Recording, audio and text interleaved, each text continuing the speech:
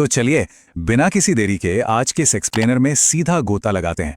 आज हम बात करने वाले हैं एक ऐसे खौफनाक साम्राज्य के जिसके हिंसक उदय, उसके चरम और फिर उसके भयंकर पतन की कहानी किसी थ्रिलर से कम नहीं है।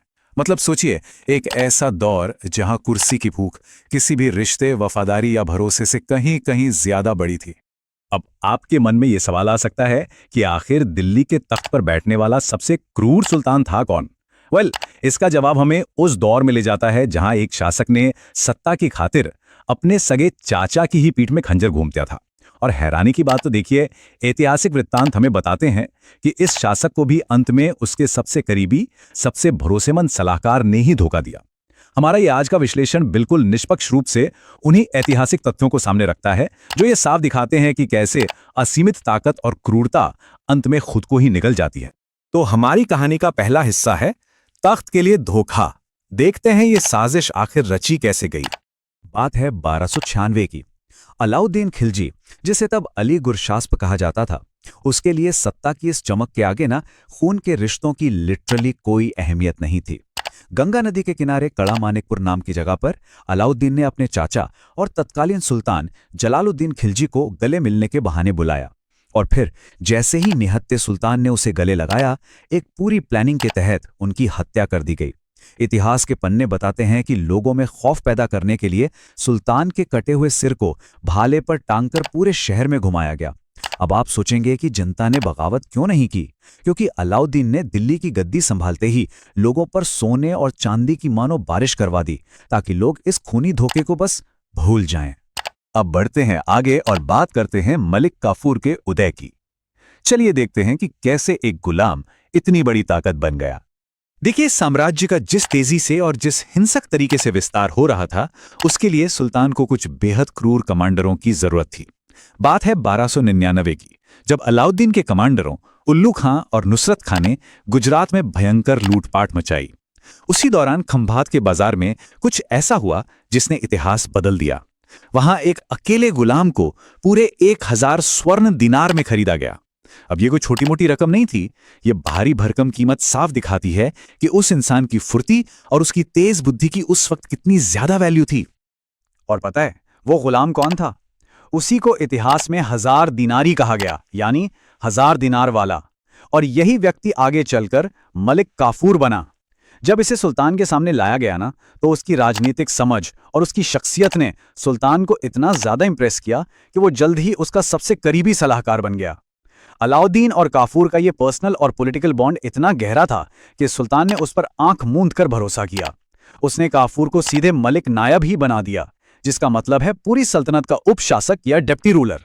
खैर, अब रुख करते हैं सल्तनत को मिलने वाली बाहरी चुनौतियों की तरफ, यानी मंगोलों और राजपूतों से होने वाले टकराव की। अब ऐसा नहीं था कि अंदरूनी राजनीति सब कुछ थी। बाहर से भी सल्तनत पर भयंकर, लिटरली भयंकर दबाव था। 1298 से 1306 के बीच की बात करें तो चंगेज खान के वंशजों यानी मंगोलों ने दिल्ली पर एक के बाद एक कई खौफनाक हमले किए। अलाउद्दीन के सेनापति जफर खान ने किली की लड़ाई में मंगोलों को बुरी तरह खदेड़ तो दिया, लेकिन वो खुद इस जंग में मारे गए। इस लगातार मंडराते खतरे को देखते हुए दिल्ली में एक नया सीरी का किला बनवाया गया। और अगर हम सैन्य इतिहास के नजरिए से देखें तो एक बेहद खौफनाक साइकोलॉजिकल वॉरफेयर यानी मनोवैज्ञानिक युद्ध का इस्तेमाल किया गया। पकड़े गए मंगोल सैनिकों के सिर, जी हां, उनके सिर इस किले की दीवारों में चिनवा दिए गए। ये सल्तनत का अपना एक बेहद आक्रामक और क्रूर डिफेंस मैकेनिज्म था। अब मंगोलों के अलावा राजपूताना का जो कड़ा प्रतिरोध था, वो भी खिलजी के लिए एक बहुत बड़ी चुनौती बनकर उभरा। आप इस डेटा को देखिए। रणथंभौर में राजा हम्मीर देव चौहान ने डटकर मुकाबला किया, लेकिन हार क्यों हुई? क्योंकि उनके अपने ही सेनापतियों ने धोखा दे दिया। जैसलमेर और चित्तौड़ में भी लंबी और भयंकर घेराबंदी हुई। चित्तौड़ की ही बात लें तो राजा रतन सिंह और गोरा बादल ने जो वीरता दिखाई, वो ऐतिहासिक है। लेकिन जब खिलजी सेना ने किला फतेह किया भी, तो उनके हाथ सिर्फ एक खाली जीत ही लगी। ऐतिहासिक दस्तावेजों के मुताबिक इन सभी घेराबंदियों का अंत बेहद त्रासद रहा। रानी रंगदेवी और रानी पद्मिनी जैसी वीरांगनाओं के नेतृत्व में राजपूत महिलाओं ने दुश्मन के हाथ लगने के बजाय सामूहिक आत्मदाह, जिसे हम जौहर कहते हैं, उसे चुनना बेहतर समझा। आइए अब इस एक्सप्लेनर के उस हिस्से की तरफ चलते हैं जहां सब कुछ बिखरने लगता है। सुल्तान की बीमारी और उसका एक बेहद दर्दनाक अंत। देखिए, मलिक काफूर ने दक्षिण भारत से बेहिसाब दौलत लूटी, यहां तक कि मशहूर कोहिनूर हीरा भी ले आया। लेकिन इतनी अकूत संपदा बिना साम्राज्य के अंदरूनी पतन को रोक नहीं पाई। 1310 के बाद अलाउद्दीन की सेहत तेजी से गिरने लगी। उसे जलोधर, जिसे आज हम एडिमा कहते हैं, उस भयंकर बीमारी ने जकड़ लिया। शरीर में सूजन इतनी ज्यादा आ गई और दर्द इतना असहनीय था कि सुल्तान पूरी तरह से बिस्तर से लग गया। अब आप खुद सोचिए, जब एक क्रूर शासक इस तरह बेबस हो जाए तो क्या होगा। महल के अंदर एक बहुत बड़ा पावर वैक्यूम यानी सत्ता का खालीपन आ गया, और इसी खालीपन ने जन्म दिया एक भयंकर पैरानोया और अंतहीन शक को। और यहीं पर एंट्री होती है मलिक काफूर की चालाकी की। उसने सुल्तान की इस लाचारी को ही अपना सबसे बड़ा हथियार बना लिया। ये पूरी साजिश बेसिकली 3 स्टेप्स में हुई। पहला, उसने बीमार सुल्तान को उसके परिवार और शाही हरम से पूरी तरह कट ऑफ कर दिया, बिल्कुल अलग।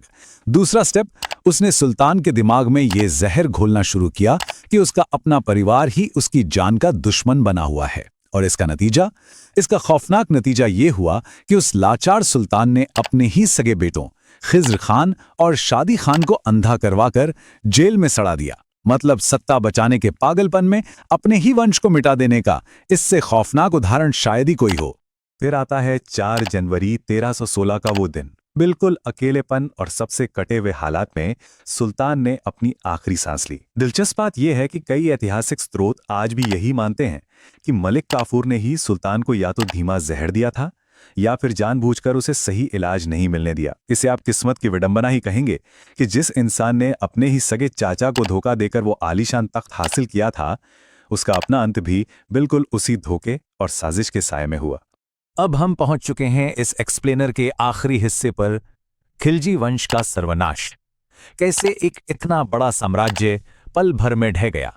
अब जरा इस टाइमलाइन पर गौर कीजिएगा। सुल्तान की मौत के बाद सिर्फ खौफ और आतंक के बेस पर खड़ा किया गया कि विशाल साम्राज्य ताश के पत्तों की तरह बिखरने लगा। अलाउद्दीन के मरते ही मलिक काफूर खुद को वहां का सर्वे सर्वा समझने लगा।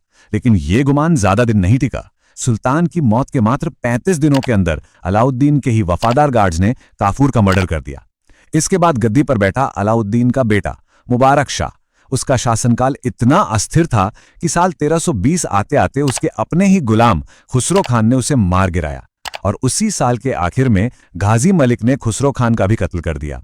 और बस इसी के साथ खिलजी वंश का हमेशा हमेशा के लिए नामो निशान मिट गया और दिल्ली का तख्त तुगलक वंश के हाथों में चला गया। अलाउद्दीन की मौत के बाद सिर्फ 4 साल और वो विशाल साम्राज्य जो अजेय लगता था पूरी तरह से खाक हो गया। इतिहास का ये पूरा चैप्टर ना हमें एक बहुत ही सटीक बात सिखाता है। जो साम्राज्य केवल डर और तलवार के दम पर खड़े होते हैं, वे अपनों के ही धोखे की आग में जलकर राख हो जाते हैं। क्रूरता और हिंसा से हासिल की गई सत्ता की सच्चाई यही है, बेहद नाजुक और खोखली। लेकिन जाने से पहले ये इतिहास हमें एक बहुत ही गहरे सवाल के साथ छोड़ जाता है। क्या असीमित ताकत की वो अंधी चाहत हमेशा इंसान को उसके अपने ही विनाश की ओर ले जाती है? आप इसके बारे में क्या सोचते हैं?